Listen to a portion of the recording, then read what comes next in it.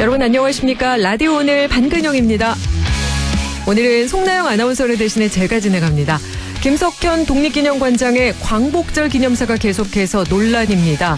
김 관장은 광복절 80주년 경축식 기념사에서 우리나라의 광복을 세계사적 관점에서 보면 제2차 세계대전에서 연합국의 승리로 얻은 선물이라고 말했습니다. 이후 독립운동을 부정했다는 비판이 거세지자 김 관장은 또 해방은 하늘이 준 떡이라는 함석허대 해석이 항일 독립전쟁의 승리로 광복을 쟁취했다라는 민족사적 시각과 다른 것이라고 지적하면서 3.1운동과 임시정부의 독립투쟁을 구체적으로 밝혔다며 언론의 취지가 왜곡됐다고 주장했습니다. 그러자 함석헌 평전을 쓴 김성수 저자는 곧바로 함석헌을 욕보이지 말라고 했고 광복회 역시 성명을 내 김 관장의 즉각 해임과 감사 그리고 수사에 착수할 것을 정부에 촉구한다고 밝혔습니다. 윤석열 정부에서 뉴라이트 논란 끝에 임명된 김형석 독립기념관장. 과연 독립기념관의 수장으로 자격이 있는지 묻고 싶습니다. 안동문화방송 라디오 오늘 광고 듣고 시작합니다. 당신에 대한 응원이 당신을 위한 지원이 될 수 있도록 신용보증재단이 당신을 보증합니다. 대출 고민도 뚝, 이자 부담도 뚝, 미래 걱정도 뚝. 신용보증재단 중앙회와 17개 신용보증재단이 함께하니까 든든하시죠? 함께 우뚝 신용보증재단. 셰프 에드워드 리입니다. 나비엔과 매직이 만나 대한민국 주방이 화적해집니다. 초고화력 인덕션과 자동 연동되는 3D 에어후드, 미세 화력 조절까지 가능한 가스레인지와 스마트한 전기오븐, 전자레인지까지 새로운 주방 시스템의 탄생. 나비엔 매직. 경동 나비엔. 트럭도 금호로, 버스도 금호로, 튼튼한 타이어 금호로. 기억해요, 타이어는 금호 KTS로. 프리미엄 보증까지 트럭버스 타이어는 금호 KTS로. 8월 18일 월요일 라디오 오늘입니다. 일부 꼭 알아야 할 우리 지역의 뉴스를 시원하게 정리해드리죠. 양승진의 슬기로운 뉴스 생활. 매일신문 양승진 기자와 함께합니다. 2부 이슈 오늘에서는 4대강 사업을 고발하는 영화 추적이 개봉했는데요. 잠시 후 영화 추적의 최승호 감독 연결해 함께 이야기 나누겠습니다. 이어서 더불어민주당 박규환 영주 영양 봉화 지역 위원장 연결해 박규환의 세상 읽기 함께하겠습니다. 라디오 오늘 유튜브로도 다시 들을 수 있습니다. 많은 애청 바랍니다.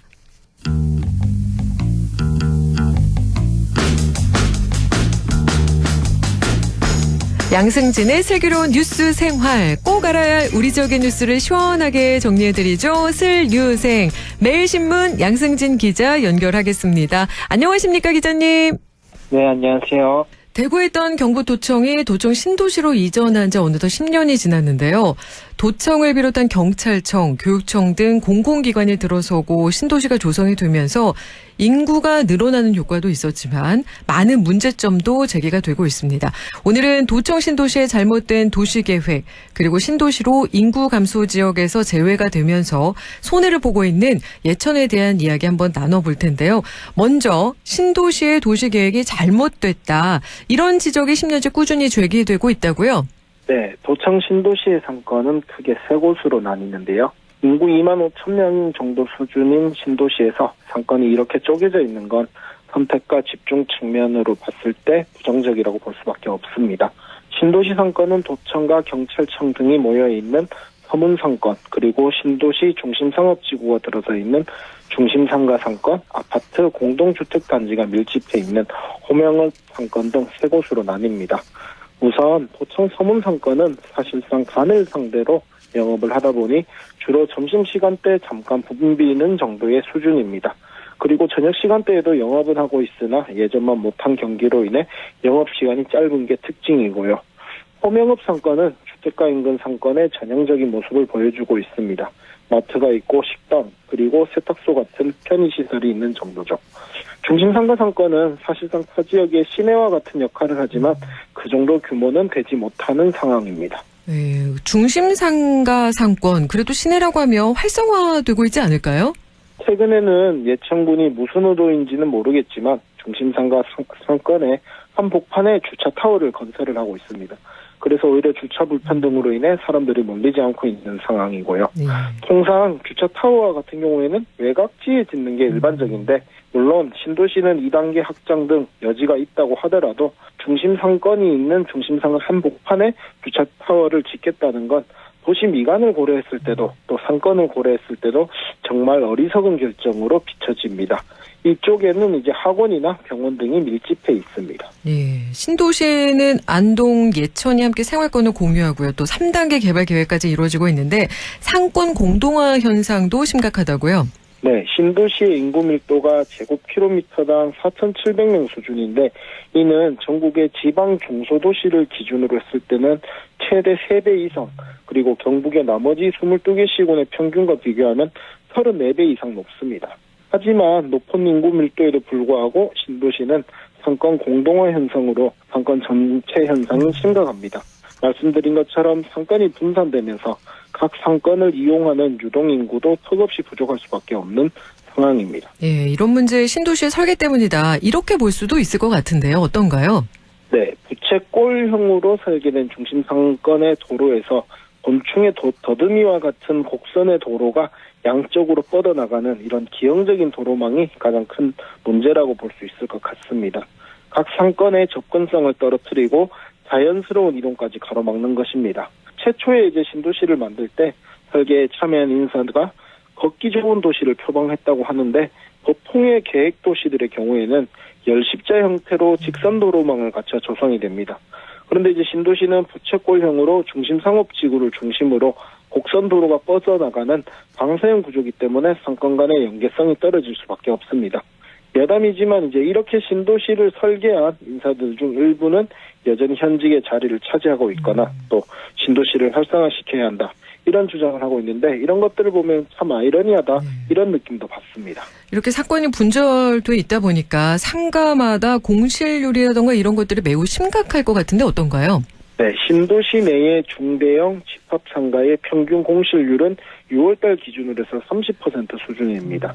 2층이나 4층을 주거용으로 쓰고 주로 1층을 상가로 둔 건물들이 대부분인 도청 신도시의 특성을 고려하면 소형 상가까지 했을 때 실제 공실률은 이보다 훨씬 더 높을 것이다, 이렇게 추정이 되고 있고요. 무엇보다가 이제 2단계 개발이 본격화되면 새로운 상권이 추가로 형성되기 때문에 기존 상권과의 경쟁도 불가피할 수 있다, 이런 우려도 나오고 있습니다. 지금도 상권이 갈라져 있는데 신규 상권까지 더해질 경우에는 기존 상권의 생존에도 큰 위협이 될 수밖에 없고요. 이 같은 상황에서 이제 경상북도와 안동시, 예천구는 2단계 부지에 인구가 유입되면 이 문제가 해결될 수 있을 것이다, 이런 입장인데 지방 소멸 시대의 신도시로의 인구 유입은 인근 시군의 소멸을 가속화할 수밖에 없기 때문에 보다 더 획기적인 대책 마련이 필요해 보입니다. 예, 그 상권도 위축이 되고 인구 유입도 주춤한 예천인데요. 정부가 지정하는 인구 감소 지역에 제외가 됐습니다. 이렇게 되면 각종 불이익도 심각할 것 같은데요. 어떤가요? 네, 경북의 22개 시군 가운데 인구 감소 지역은 안동, 영주, 의성을 포함해서 총 15곳입니다. 그리고 인구 감소 지역은 경주와 김천 2곳인데요. 이렇게 인구 감소에 해당하지 않는 곳이 이제 포항, 구미, 경산, 칠곡과 함께 예천 총 5개 시군입니다. 포항과 구미는 우리나라를 대표하는 산업도시고 또 각각 인구가 50만 명, 43만 명 정도 수준입니다. 인구 감소에 당연히 해당될 수가 없는 곳이고요. 네. 그리고 이제 대구와 구미의 베드타운 역할을 하는 경산과 칠곡도 한 인구가 각각 30만 명, 15만 명 정도에 달하는 인구를 갖고 있습니다. 인근 대도시의 베드타운인 만큼 인구 구조 또한 청년층의 비중이 높은 곳이기도 하고요. 반면에 이제 예천은 인구 감소 지역에는 제외됐다고는 하지만 전형적인 농촌 지역에 해당됩니다. 2만 5천 명 수준의 신도시 인구를 제외하면 예천은 나머지 읍면에 거주하는 인구 대부분은 65세 이상 어르신인데다가 이마저도 한 2만 명, 3만 명 정도 수준에 불과합니다. 네, 그렇다면 인구 감소 지역은 어떻게 지정이 되는 건지 한번 또 살펴볼까요? 네, 인구 감소나 감심 지역은 해당 지자체의 연평균 인구 증감률, 인구 밀도, 청년 순 이동률 등 8개의 지표를 활용해서 지정을 하는데요. 이렇게 지정이 되면 지방소멸 대응 기금을 활용한 재정사업에 대한 지원이나 또 주민 대상의 생활 지원이 확대가 되고 공공사업에 입찰 시 소재 기업에 대해서 우대 가산점, 세제나 금융 혜택 지원 등의 혜택이 이루어지게 됩니다. 예, 이번에 소비 쿠폰 이재명 정부가 지급하는 소비 쿠폰도 차이가 있었다고요. 네, 이재명 정부가 지급하는 전국민 소비 쿠폰의 경우에는 인구 감소 지역은 5만 원을 추가로 지급받습니다. 가령 안동에 거주하는 30대 남성의 경우엔 소비 쿠폰 1차 지급액으로 기본 지급액인 15만 원, 그리고 비수도권 혜택인 3만 원, 인구 감소 지역 혜택인 5만 원을 더해서 총 23만 원을 수령을 하는데, 반면에 소득 수준이 비슷하더라도 예천에 거주할 경우에는 18만 원만 받게 됩니다. 그리고 소멸 위기 시군의 소재 기업은 공공사업 입찰평가에서 동점 업체가 발생할 경우에는 1점의 가산점도 붙습니다. 최대 5년간 법인세 소득세를 100% 면제받고 저금리 대출이나 보증한도 확대와 같은 행정적, 재정적인 지원도 포함을 한다면 예천은 인구 규모로는 소멸 위기 지자체인 의성 울진과 비슷하지만 이런 혜택들을 전혀 못 받고 있는 상황이죠. 이런 상황인데도 불구하고 거기다 신도시 인구 증가가 주춤하고 예천 인구도 감소하고 있다고요? 네, 역차별 소지가 있어 보이는 이유가 이런 까닭일 것 같습니다. 예천은 도청 이전 직전인 2015년 연말 기준 인구가 44,600여 명 수준이었습니다. 그러나 이제 신도시가 조성되면서 2020년 연말 기준 인구는 55,600여 명으로 약 10,000명 가까이 늘었습니다. 하지만 코로나19가 확산하고 또 러시아와 우크라이나 전쟁으로 인해서 건축 원자재 가격이 상승하고 또 아파트 공급도 지연되면서 2022년을 기점으로 인구는 매년 감소 추세를 보이고 있고요. 지난달 말 기준 인구는 54,085명입니다. 또 대부분 인구가 도청 신도시가 조성된 호명읍에 거주하고 있기 때문에 울진이나 의성과 같이 인구 소멸 지역으로 지정된 시군들과 별반 차이가 없는 모습입니다. 예, 그렇다면 인구 감소 지역에 재지정이 되거나 아니면 특례와 같은 방법을 통해서 우리 주민들이 불이익을 받지 않게 하는 것이 되게 중요해 보이네요.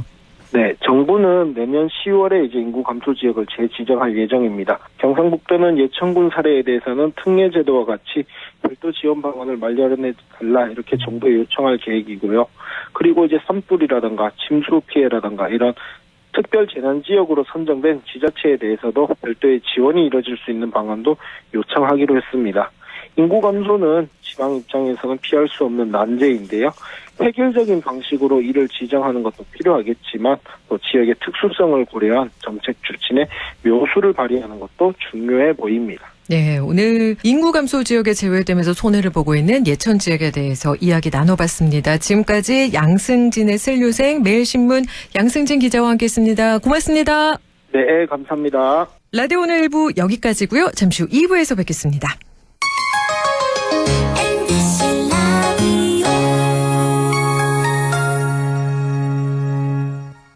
땡긴다 땡겨 매콤새콤 달콤한 맛 무침에는 역시 땡기네 가오리 장례식장 등 각종 대소사 최고의 인기 메뉴 땡기네 가오리 물이 생기지 않아 언제 어디서든 포장 배달 택배 모두 가능한 안동 땡기네 가오리 054-852-4988 가구 고민 해결 올여름 단 4일간의 가구 대축제 8월 21일부터 24일까지 대구 엑스코에서 열리는 대구 가구쇼. 최신 가구 트렌드와 감각적인 가구가 한자리에 모입니다. 당신의 집 달라질 준비 되셨나요? 지금 바로 검색하세요. 대구 가구쇼. 한순간에 일어나는 금융사기 예방과 대처법 알려드립니다. 첫 번째, 매일 문자 메시지에 있는 확인되지 않은 링크는 클릭하지 마세요. 개인정보 유출의 통로가 될 수 있습니다. 두 번째, 주민등록번호, 통장 비밀번호 등 개인정보를 전달하지 마세요. 대한민국의 공공기관에서는 전화나 문자 메시지로 개인정보를 요구하지 않습니다. 세 번째, 금융사기 피해가 의심된다면 112에 신고하고 해당 은행 고객센터에 전화하세요. 해당 계좌의 지급 정지를 요청할 수 있습니다. 네 번째, 금융사기 피해 금액에 대해서는 해당 은행을 방문하여 피싱사기 피해금 환급을 신청하세요. 다섯 번째, 은행의 보안 서비스를 적극 활용해주세요. 확인되지 않은 PC에서는 이체가 안 되게 하거나 해외 IP를 차단하는 등 금융사기 예방이 가능한 서비스를 이용할 수 있습니다. 한순간의 클릭으로 일어나는 금융사기 예방과 대처법을 꼭 기억해주세요. 기후변화로 인해 인류는 곧 비싼 기후비용을 감당해야 합니다. 비싸? 얼만데? 2050년이 되면 지금 네가 마시고 있는 커피가 8배 비싸질지도 몰라. 8배? 너무 비싼데? 네가 쓰는 화장품도 비싸질걸? 폭염으로 생물 자원이 줄어드니까. 그렇게 다 비싸죠? 벌써부터 머리 아프네. 아파? 아프면 안 돼. 네 실손 보험료도 확 오를 수 있으니까. 온열 질환자가 급격히 늘어나거든. 나 어떡해? 비싼 기후비용을 줄이는 건 지금 우리의 기후행동. 나를 위해 지금부터 전자영수증 주세요. 기후행동 시작. 공익광고협의회. 100.1 MBC 라디오.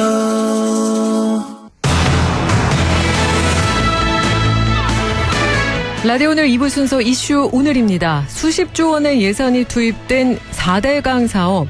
이 사업이 거대한 사기극이다.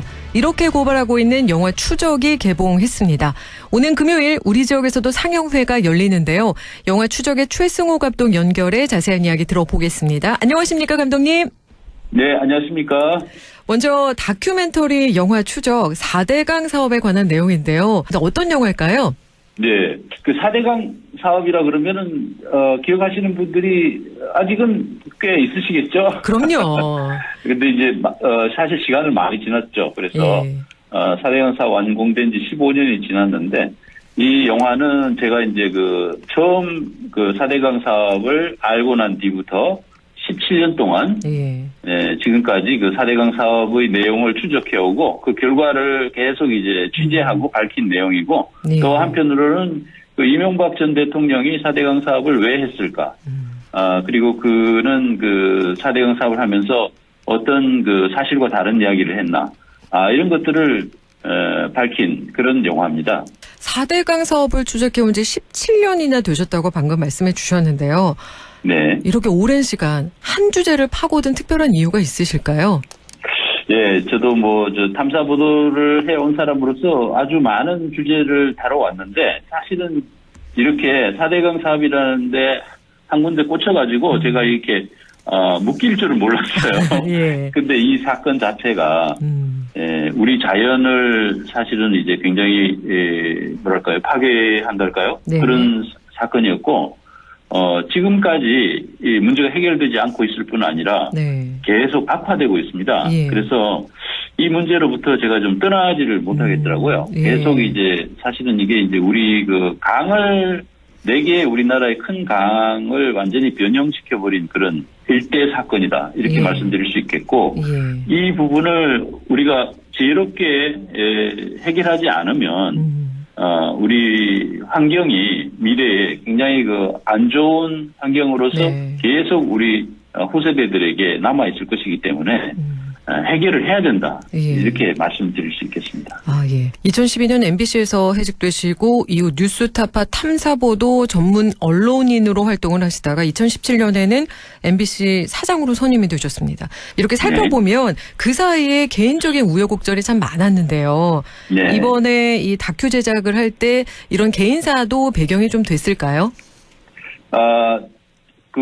저와 이명박 대통령의 관계. 이제 이명박 대통령은 저에 대해서 별로 신경을 안 쓰시겠지만은.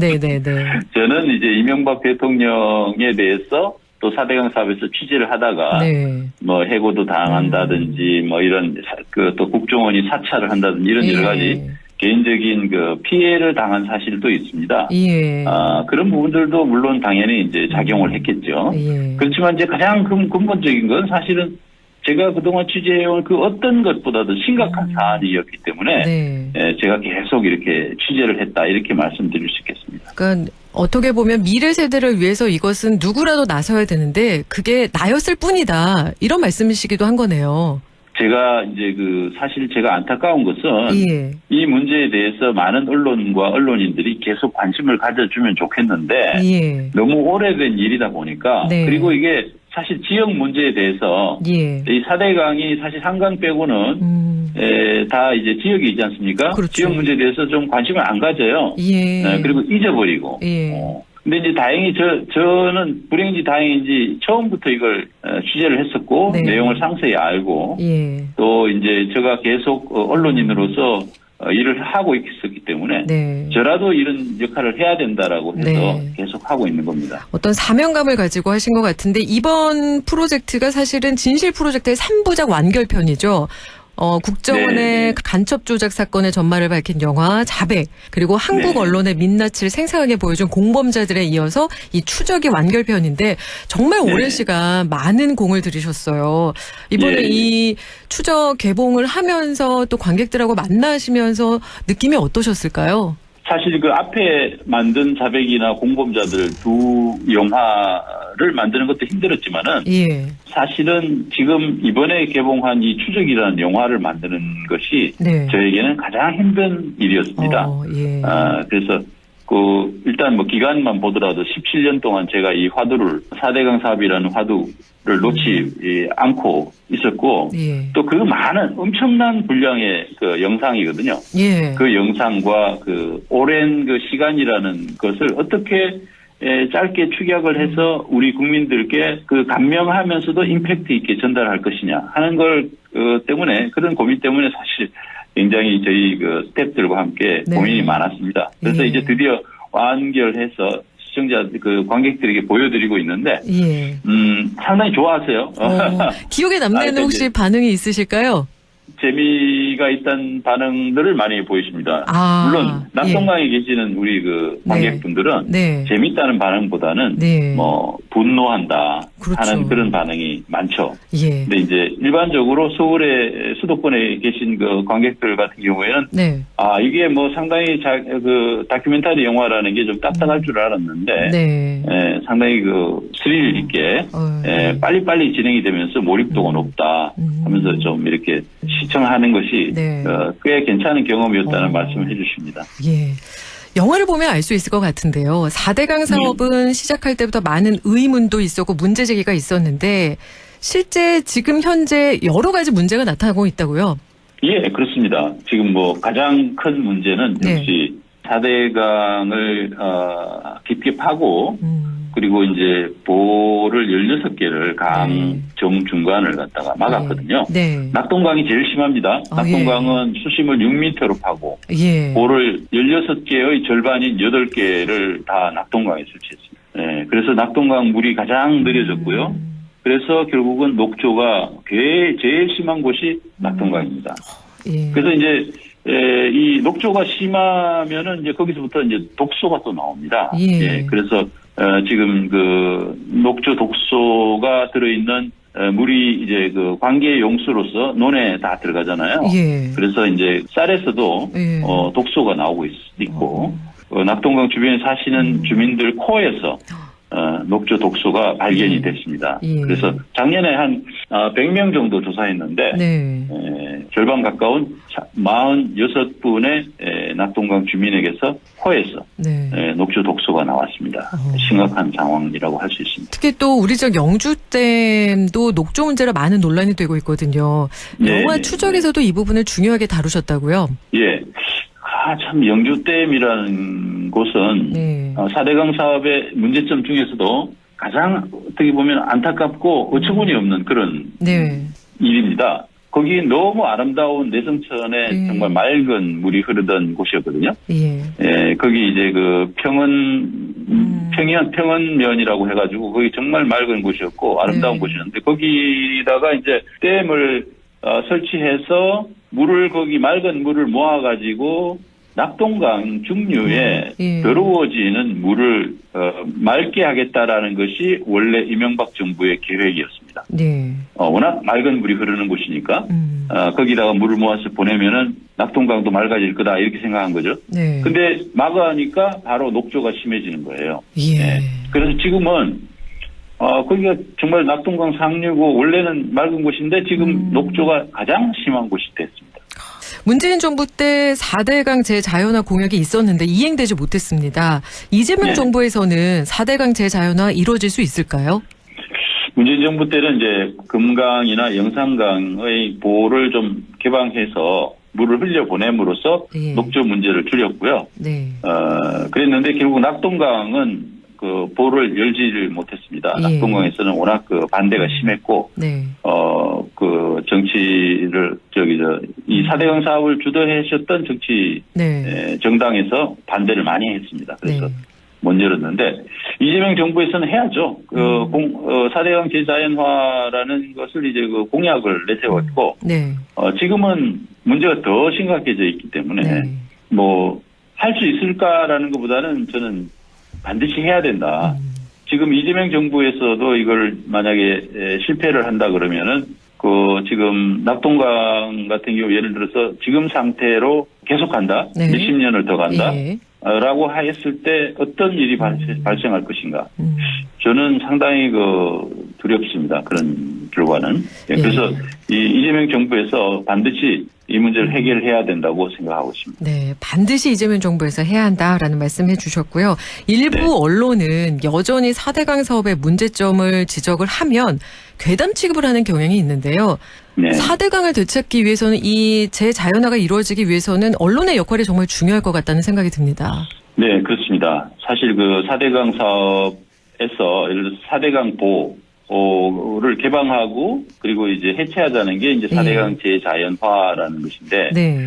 4대강 보호가 홍수를 조절하는 역할을 한다든지, 네. 또 물 공급을 많이 해준다든지 이런 이야기들을 일부 언론들이 하는데, 네. 사실 이거는 좀 사실과는 다른 이야기입니다. 예. 보호는 댐보다는 너무 작은 구조물이기 때문에 물을 담아둘 수가 없습니다. 그래서 홍수 조절할 수 없고요. 오히려 물이 홍수가 내려오면은 물이 넘칠 가능성이 있어가지고 홍수를 가중시킨다고 할 수 있습니다. 네. 그리고 낙동강 같은 큰 강은 원래 물이 많은 곳입니다. 그래서 과거에도 물이 많기 때문에 가뭄 지역이 아니에요. 가뭄 지역이 아니고 따라서 이제 보가 많이 생겨서 과거에 가뭄이 많았는데 가뭄을 해결한다. 이건 사실과는 좀 다르다. 네. 그렇게 얘기할 수 있습니다. 예. 오는 금요일 22일입니다. 안동 중앙아트시네마에서 무료 상영회 그리고 또 감독님께서 직접 관객과의 대화를 하신다는 소식인데요. 우리 관객들에게 특별히 전하고 싶은 메시지가 있으실까요? 저희가 이제 거기 안동에 가는 이유는 사실은 영주댐 문제를 좀 거기 계시는 우리 국민들과 좀 이야기를 나누고 싶은 그런 마음입니다. 또 거기가 이제 낙동강과도 상당히 깊은 연관성이 있는 곳이기도 하고요. 그래서 우리 낙동강 그리고 낙동강에서 어떻게 보면은 가장 지금 나쁜 상태인 영주댐이라는 부분에 대해서 좀 한번 생각해 볼 수 있는 시간이 됐으면 좋겠습니다. 네. 영주댐에 대한 이야기 나누고 싶다라는 말씀하셨는데 아마 많은 분들께서 기대를 안고 오시지 않을까라는 생각이 듭니다. 오늘 말씀은 여기까지 함께하겠습니다. 지금까지 여가 추적의 최승호 감독과 함께 이야기 나눴습니다. 감독님 감사합니다. 네, 감사합니다. 라디오 오늘에서는 청취자 여러분의 참여를 기다리고 있습니다. 우리 지역에서 발생한 사건 사고 소식이나 함께 토론하고 싶은 내용을 안동 MBC 홈페이지 라디오 오늘 게시판에 올려주시기 바랍니다. 전화와 문자 참여도 하실 수 있습니다. 전화는 851국에 7191번, 문자는 샵 0913번으로 보내주시면 됩니다. 문자는 단문 50원, 장문 100원의 정보 이용료가 있습니다. 여러분의 많은 참여 바랍니다.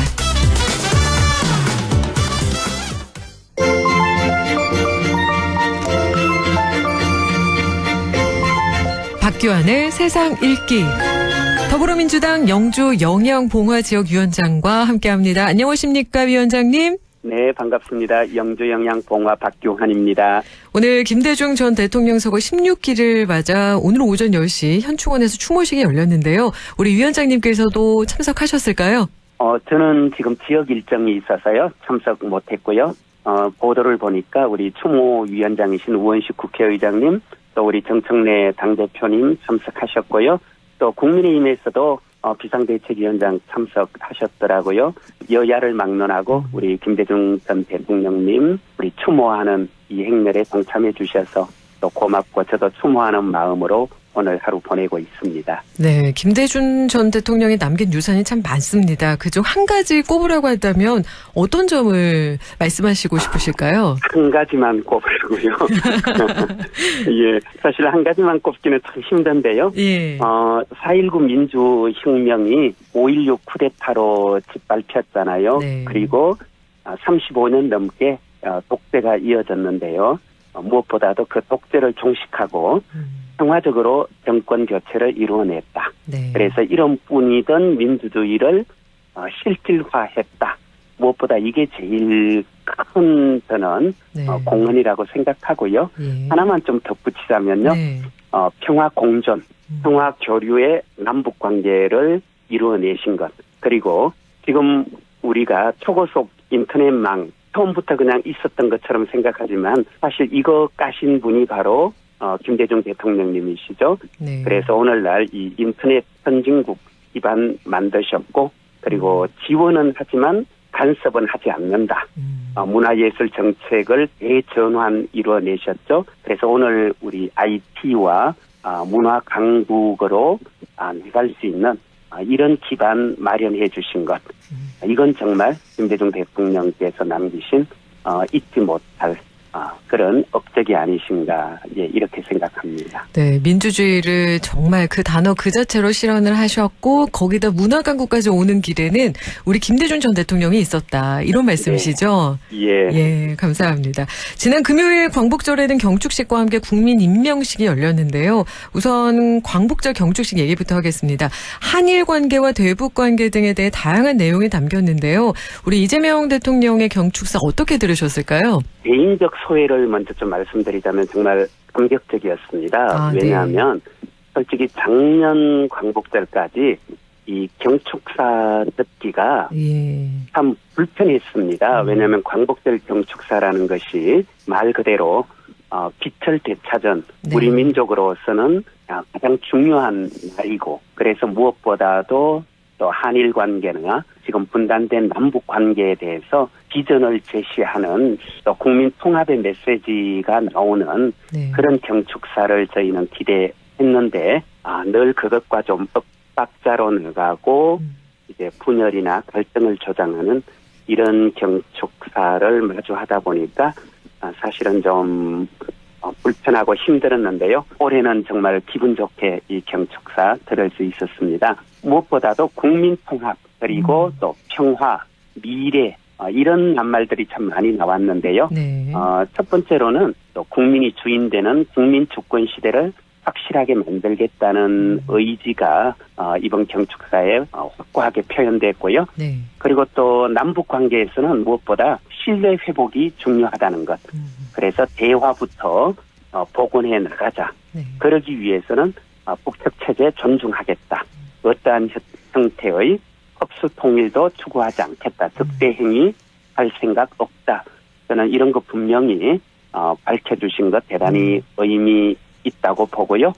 그리고 우리가 할 수 있는 신뢰 구축을 위한 행동을 먼저 선제적으로 해 나가겠다. 이렇게 의지도 밝혀주시고요.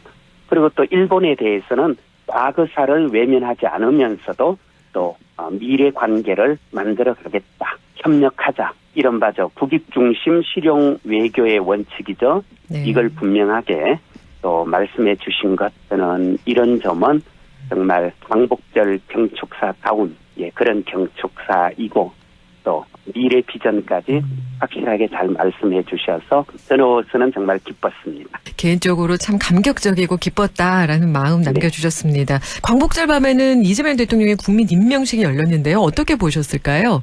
사실 이 국민 임명식이라는 건 좀 생소하잖아요. 아시다시피 이제 갑작스럽게 치러진 조기 대선이었고 그리고 또 이게 보궐선거이다 보니까 당선되자마자 취임했습니다. 그래서 제대로 된 이런 국민과 함께하는 취임식이 없었는데요. 이번에 마침 80주년 광복절이라는 이 뜻깊은 행사 의미 있는 자리와 연계해서 이번에 이제 국민 임명식 치렀고요. 말 그대로 대통령을 임명하는 사람은 이제 국민이잖아요. 그래서 국민들께서 직접 대통령에게 임명장을 수여하는 이런 자리를 또 마련했습니다. 그래서 각계각층의 또 국민대표 80분이 다양한 이유로 자신들의 목소리로 직접 이재명 대통령에게 임명장을 수여하는 이런 행사도 갖고 또 같이 즐겁게 축하하고 함께 기뻐하는 그런 자리가 만들어졌습니다. 저도 그 자리에는 참석했습니다. 아, 그러셨어요. 직접 보시니까 네. 어떠셨나요? 또 국민들의 손으로 임명장을 전달하고 이런 과정이 우리 대한국민의 정말 위대한 어떤 저력을 네. 한번 또 실감하는 그런 자리였고요. 그리고 앞으로 다시는 민주주의가 짓밟히거나 우리 역사가 뒤로 돌아가는 그런 일은 이제는 정말 없어야겠다. 우리가 제대로 해서 잘해서 그런 일 없이 미래로 쭉쭉 좀 나아가도록 애써야겠구나. 또 그런 다짐도 하는 네. 그런 시간이었습니다. 네, 우리 대한민국의 저력을 실감했고 우리가 미래로 나아가는 앞으로 어떻게 해야 될지 더 다짐을 하는 자리였다 이런 말씀을 해주셨는데요.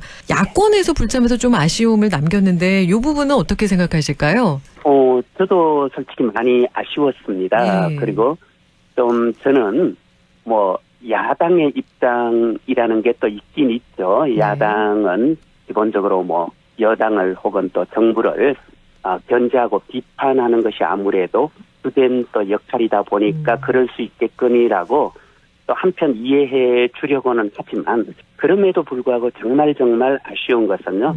사실은 이번 우리 이재명 정부가 출범하게 된 것이 윤석열 전 대통령의 내란, 쿠데타 거기서부터 비롯된 것이잖아요. 네. 그런 만큼 저는 국민의힘이 내란에 대해서 통렬하게 좀 반성하고 자기 비판하면서 그리고 국민의 뜻에 좀 순응하는 이런 행동을 하는 것이 오히려 국민의힘을 위해서도 더 바람직하지 않는가 그런 점에서 본다면요. 저는 정말 좀 한적해 있는 이런 국정의 난제들을 풀어가고 있는 이런 대통령과 정부에게 조금 국민의힘이 협력하는 이런 태도 보여야 되지 않을까. 네. 그런 생각이고요. 이렇게 함께 하지 않는 이런 모습 보이는 것은 저는 국민들로부터도 박수받지 못한다. 오히려 외면당할 수밖에 없다. 그래서 충언을 드리고 싶습니다.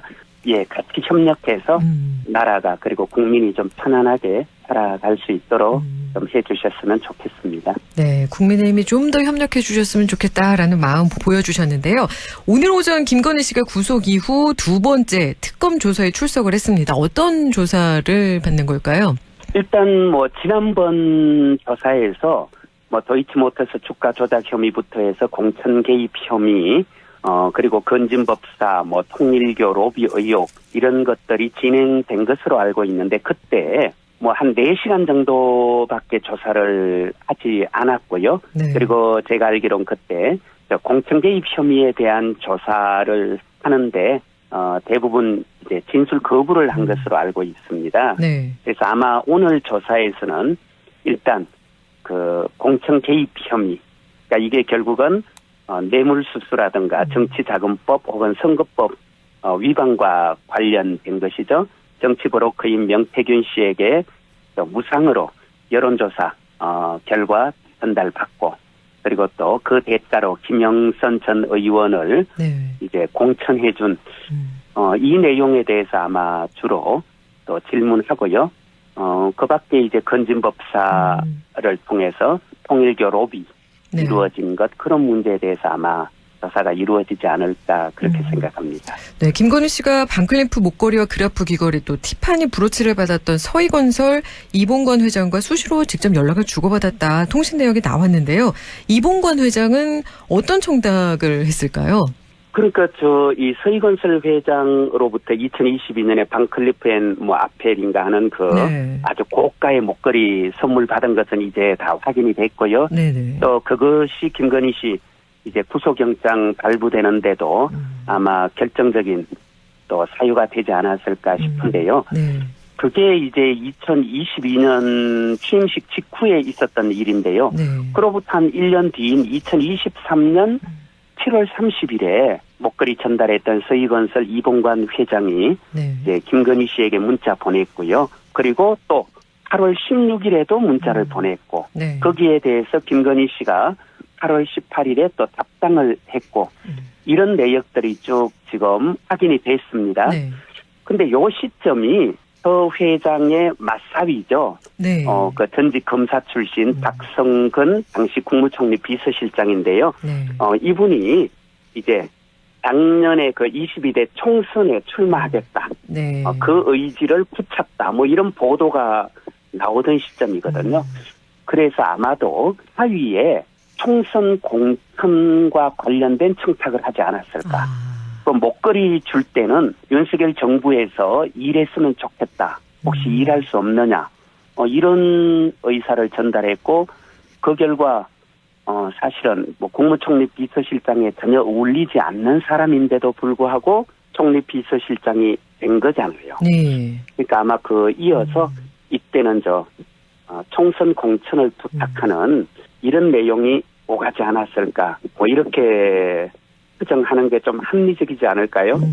네, 사위 총선 공천을 했던 게 아닐까 추측한다. 이렇게 말씀을 네. 해주셨습니다. 다음은 김영석 독립기념관장의 이야기 한번 해보려고 하는데요. 광복을 세계사적 관점에서 보면 연합국의 승리로 얻은 선물 이렇게 언급한 것 때문에 지금 논란인데요. 이게 독립운동의 가치를 훼손하는 뉴 라이트 역사관의 산물이라는 거죠.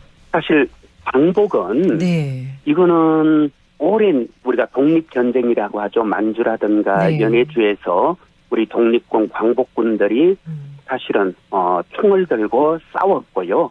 그리고 국내에서도 수많은 사람들이 또 여러 모양으로 우리가 독립을 위해서 함께 애썼고 그렇게 애썼기 때문에 2차 대전 이후에 그 전성국들이 또 마찬가지로 우리의 어떤 독립을 보장할 수밖에 없었던 것이죠. 그런 점에서 광복이라는 것이 이렇게 피눈물 나는 독립운동, 독립투쟁, 독립전쟁의 결과물인데 이것을 단순히 연합국의 승리로 얻은 선물이다. 사실 이렇게 되면요. 그러면 결국은 뭐 친일파든 독립운동가이든 누구의 노력이나 혹은 또 누구의 어떤 뭐 반민족적 행위 이런 것이 광복과는 아무 상관없는 그런 일로 만들어버리는 것이죠. 그래서 이거는 우리 역사에서 사실은 빛나는 그리고 그 고난에 찬 독립투쟁의 역사를 지워버리는 그 의미를 몰각시켜버리는 그런 태도고요. 이건 전형적인 친일파 뉴라이트 역사관이라고 볼 수 있죠. 김영석 독립기념관장은 임명 때부터 뉴라이트 논란이 있었는데 본인은 뉴라이트가 아니다. 이렇게 그 당시에도 발언을 했었는데요. 어떻게 보시나요? 글쎄요. 뭐 본인은 자꾸 아니다. 자기는 뭐 광복을 부정하는 게 아니다. 뭐 이렇게도 이야기는 한 것 같은데요. 그런데 이분 얘기를 그때 당시에도 잘 들어보면 1948년 8월 15일은 진정한 의미의 광복이 아니다. 그래서 1948년에 이제 대한민국 정부가 수립된 것 이것이 이제 진정한 의미의 광복이다라는 식으로 또 이야기했고요. 그리고 1948년을 대한민국 건국으로 바라보는 이런 역사관을 보여줬죠. 근데 우리가 알다시피 1919년 민주공화국 대한민국이 건국되었잖아요. 3.1 운동을 기반으로 해서. 그래서 우리 헌법에도 3.1 운동으로 건립된 대한민국 임시정부의 법통을 개성한다. 이게 바로 우리 국민의 일반적인 생각이고, 그리고 또 우리 헌법 정신인데요. 이런 것을 계속해서 지속적으로 지금 부정하고 있는 것이죠. 이런 발언을 하는 인물이 계속 독립기념관장을 맡고 있어도 되는 걸까요? 사실 전혀 적절하지 않고요. 사실 이건 이제 윤석열 정부에서 독립기념관장뿐만 아니라 한국학중앙연구원장, 국사편찬위원장, 동북아 역사재단 이사장 등등 역사와 관련된 그리고 역사 교육과 관련된 이런 기관에 이른바 신친일파 뉴라이트 인사들을 다 이렇게 임명을 했습니다. 그 중에 하나가 독립기념관장이고요. 그래서 이건 결국 윤석열 정부에서 사실은 우리 오늘날 한국의 이런 모든 성과는 기본적으로 식민지 시대 일본이 조선을 혹은 한국을 근대화했기 때문에 우리가 오늘 이렇게 잘 살 수 있다. 기본적으로 이런 역사관에서 출발한 거죠. 그리고 또 어떤 독립운동의 역사를 싹 다 지우고 1948년에 건국된, 그래서 이승만으로부터 시작된, 그리고 아시다시피 이승만 정부의 어떤 기반이 되어주었던 친일 세력들, 이런 사람들이 결국은 대한민국을 건국한 공로자들이고, 네. 그래서 그것이 오늘 우리 대한민국을 만들어낸 토대가 되었다. 말 그대로요, 친일파들을 위해서 역사를 세탁하는 것이죠. 네. 그래서 이런 역사 세탁을 위해서 역사 기관장들을 전부 다 김영석 씨 같은 이런 친일파 세력들, 이런 인사들을 어떻게 보면 임명했는데, 그게 결과적으로 이제 알박기가 된 셈이죠. 이재명 정부가 출범했지만 이분들이 전부 다 임기제입니다. 그래서 아직 임기가 남았기 때문에 지금 그 자리를 계속 버티고 있는 이런 모양새니까 결과적으로 알박기가 되어버린 셈이죠. 네. 다음 질문 또 드려보겠습니다. 광복절 특사로 풀려난 조국 전 대표 내년 6월 국민의 선택을 구할 것이다 라고 했는데요. 내년 지방선거 혹은 국회의원 재보궐선거에 출마하겠다, 이런 뜻이라고 보면 될까요? 정치를 하시겠다라고 말씀하셨잖아요. 네. 국민을 바라보고 정치하시겠다라고 하셨으니까 뭐 정치를 한다는 게 결국은 이제 국민들로부터 선택받는 선거 과정에 참여하는 것이고요. 네. 또 조국 혁신당이 어쨌건 공당이니까 뭐 저는 당연히 내년 지방선거나 국회의원 선거에 참여할 것이고, 또 뭐 조국 전 대표도 뭐 지방선거에 뭐 이제 단체장 후보로 나올지 아니면 또 그때 이렇게 뭐 이루어질 어느 지역에 또 국회의원 재보궐선거에 출마하든지, 아마 또 본인 스스로 그리고 조국 혁신당 안에서 어떤 논의 과정을 거쳐서 결정하지 않을까. 근데 지방선거에 나오시든 그렇지 않으면 국회의원 재보궐선거에 나오시든 아마 둘 중에 하나는 뭐 하시지 않을까. 저도 그렇게 추정은 하고 있습니다. 네. 오늘 말씀은 여기까지 함께했습니다. 지금까지 박규환의 세상 읽기 더불어민주당 영주영양봉화지역위원장과 함께했습니다. 위원장님, 오늘 고맙습니다. 네, 고맙습니다.